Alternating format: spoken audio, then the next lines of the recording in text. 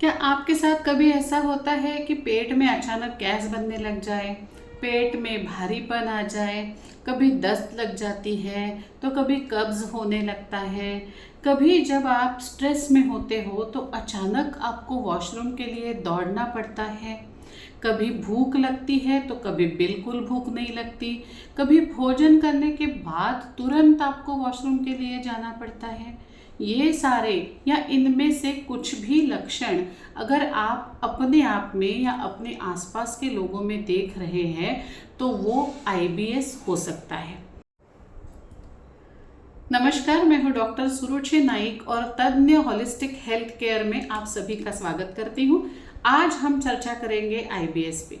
सबसे बड़ी बात यह है कि आज से हम एक नया सिद्धांत ला रहे हैं, एक बीमारी और उसके कई सारे नेचुरल यानी कि प्राकृतिक इलाज। तो आईबीएस बीमारी के बारे में जानते हैं और जानते हैं उनके कई सारे प्राकृतिक इलाज, जैसे होम्योपैथी, एक्यूप्रेशर, डाइट थेरेपी और नेचुरोपैथी। सबसे पहले आपको बता दूं कि ये एक रिक्वेस्टेड वीडियो है, मैंने कमेंट साथ में जोड़ दी है और ऐसे रिक्वेस्ट के ऊपर हम वीडियो बनाते हैं ताकि आप सभी लोगों को फ़ायदा हो, ये वीडियो सुनने में आए और आप अपना इलाज सही तरह से कर पाए। तो आपको भी किसी भी बीमारी पर इलाज की आवश्यकता है और कई सारे प्राकृतिक इलाज की आवश्यकता है तो आप कमेंट ज़रूर कीजिएगा, उस विषय पर मैं ज़रूर वीडियो बनाऊंगी। तो चर्चा को शुरुआत करते हैं और जानते हैं आईबीएस के कारण क्या हो सकते हैं।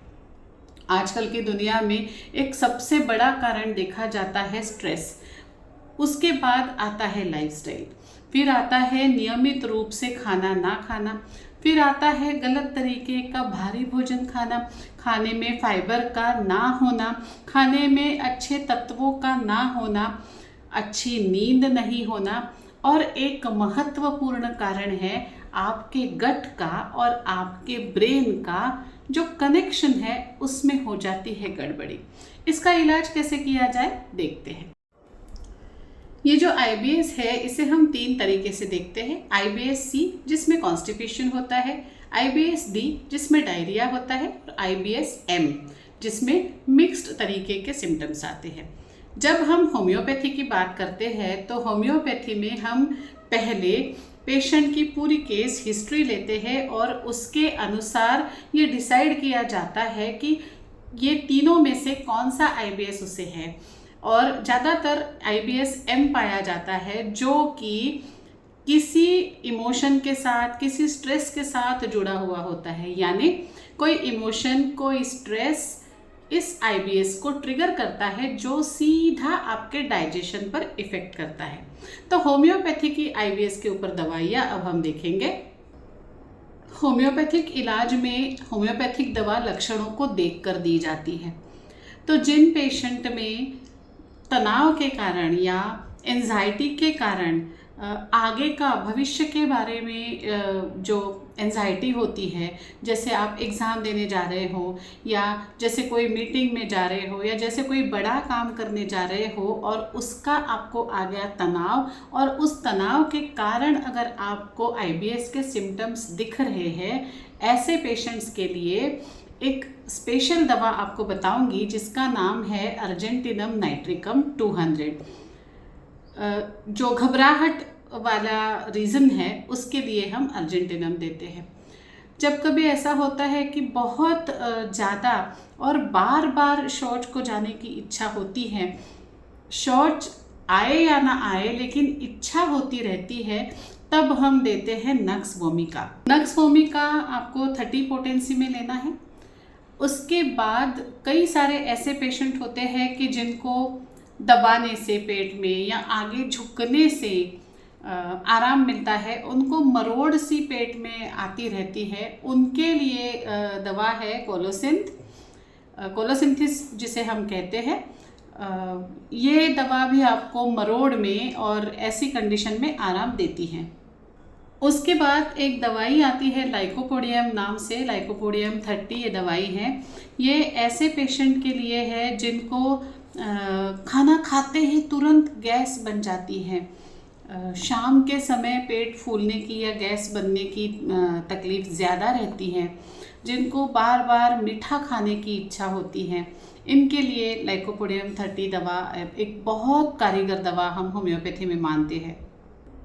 हमने ब्रेन की और आईबीएस के कनेक्शन की बात की थी, तो कई बार ऐसे पेशेंट होते हैं जो बहुत समय से किसी दुख के कारण त्रस्त है और या उन्हें कोई शौक लगा है। कई बार हम ऐसा देखते हैं ना कि कोई करीबी व्यक्ति का गुजर जाना या अपने पेट का गुजर जाना, इस प्रकार का जो दुख होता है उसके कारण जिनको आईबीएस हो रहा है, उनके लिए इग्निशिया 200 ये बहुत ही अच्छी दवा है और ये आप हफ्ते में एक बार इसे आप ले सकते हैं, 3 से 4 गोलियां, उतना भी काफ़ी है आपको लेना।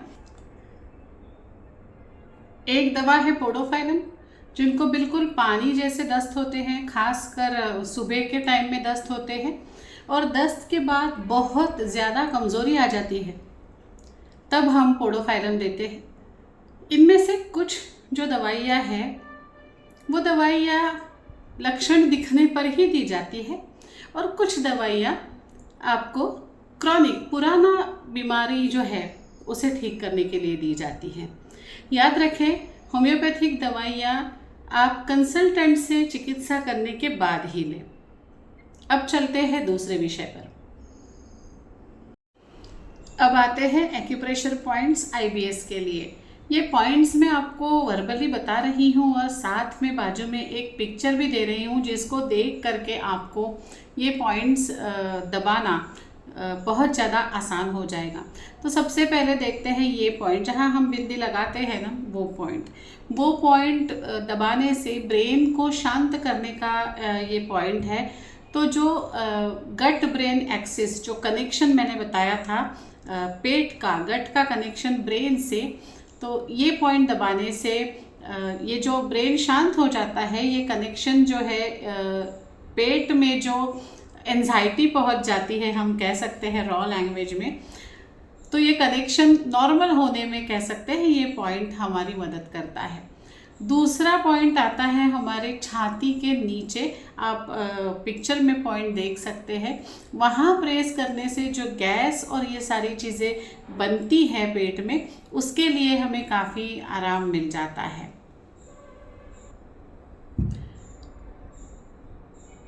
तीसरा पॉइंट है हमारे सर का बराबर मध्य बिंदु। ये भी हमारे ब्रेन को शांत करने का काम करता है। फिर एक पॉइंट आता है जो हमारे टखने से थोड़ा सा ऊपर रहता है। जब आप पिक्चर में इसे अभी देख रहे हो तो आपको वो पॉइंट अच्छी तरह से दिख रहा है, तो उसे आपको अच्छे से प्रेस करते रहना है। फिर आते हैं हाथ और पैरों के पॉइंट्स। तो पैरों में अपनी जो छोटी उंगली होती है उसी साइड में पैरों के बीचों बीच आपको तलवे की बात मैं कर रही हूँ, एक हड्डी मिलेगी, उस हड्डी के बिल्कुल बाजू में, उसका भी पिक्चर मैंने यहाँ पे दे दिया है। तो वो भी एक पॉइंट है जो आपको आईबीएस में काफ़ी सपोर्ट करेगा। एक्यूप्रेशर पॉइंट्स को आपको बार बार करना पड़ता है, कुछ समय के बाद आराम जल्दी आना शुरू हो जाता है। अब चलते हैं अगले विषय पर। अब बात करते हैं आईबीएस और नेचुरोपैथी की। जब हम नेचुरोपैथी की बात करते हैं तो जाहिर है कि नेचुरल तरीके से पूरी तरह से हमें आईबीएस को ट्रीट करना है। तो सबसे पहले हम ध्यान देते हैं हमारे लाइफस्टाइल पे, सही तरीके से उठना, अच्छी नींद लेना, अच्छा खाना खाना। डाइट के बारे में मैं थोड़ा आगे बताने वाली हूँ, लेकिन अब बताती हूँ खास ट्रीटमेंट नेचुरोपैथी में, जो कि है मिट्टी पट्टी। आपको आपके पेट पर मिट्टी से सनी एक पट्टी रखनी है। मिट्टी पट्टी कैसे होती है इस पर भी एक वीडियो में बनाऊंगी।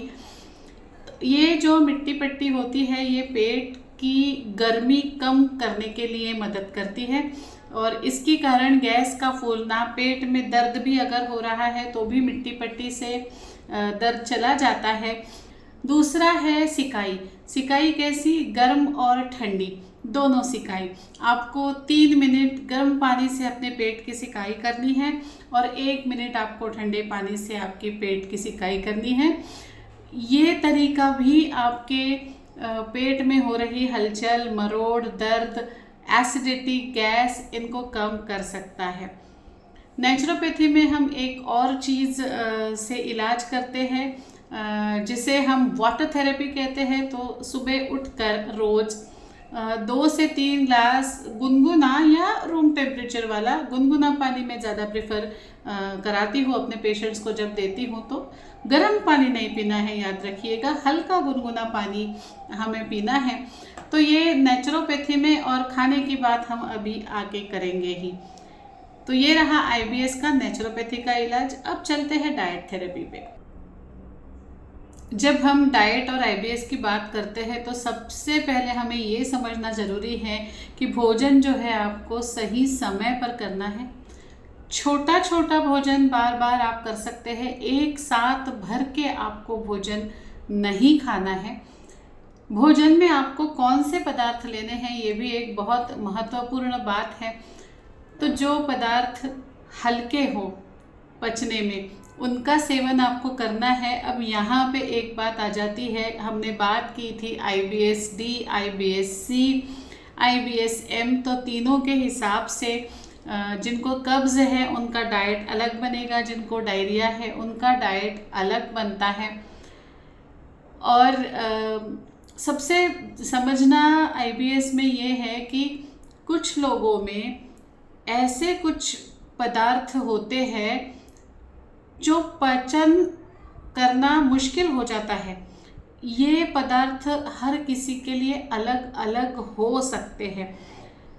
तो अपने ऐसे पदार्थ जो हम जिनका डाइजेशन नहीं कर पा रहे हैं, समय चलते हमें ये बात पता चल जाती है कि मैंने ये खाया तो मुझे तकलीफ़ होती है, तो वो जो अपने ट्रिगर वाले खाद्य पदार्थ है उन्हें हमें पहचानना होगा और उन्हें हमें हमारे खाने से दूर रखना होगा।